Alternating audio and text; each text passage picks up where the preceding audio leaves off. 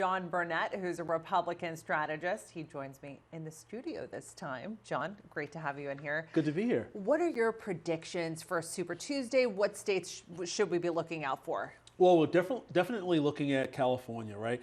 Bernie Sanders is heavily invested into California. Why? Because it's 415 delegates of the 1,338 that's on the line, or I should say up for grabs.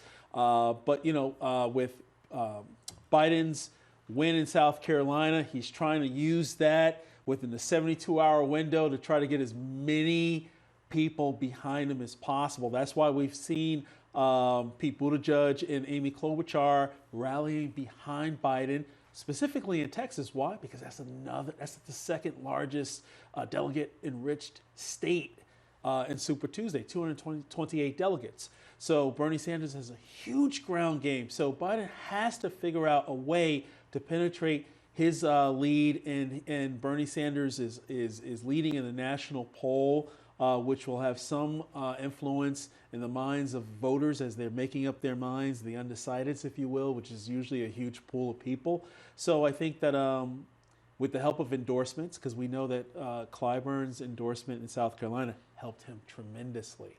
Okay, I have a question. Over the weekend, former South Bend, Indiana Mayor Pete Buttigieg, he dropped out.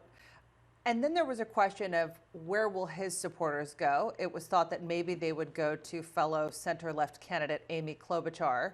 But then she's now dropped out of the race. Do you think Pete Buttigieg would have dropped out if he knew Klobuchar would have?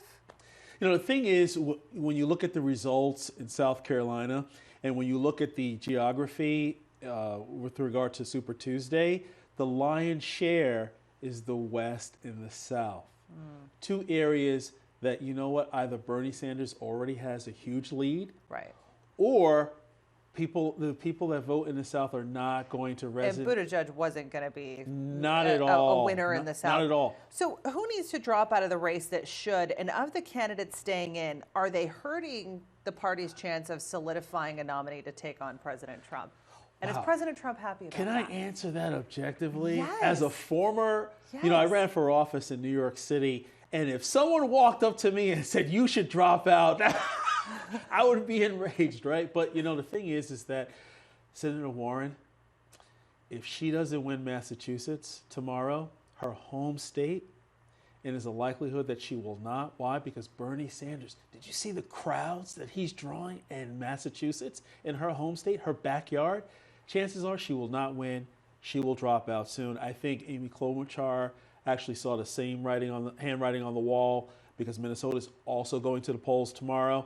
So I think that she said, let me save face, get out now.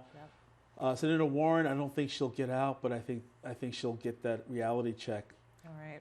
John Burnett. Who's going to check Bloomberg if Warren's out? Bloomberg's money is in it for the entire long haul, right?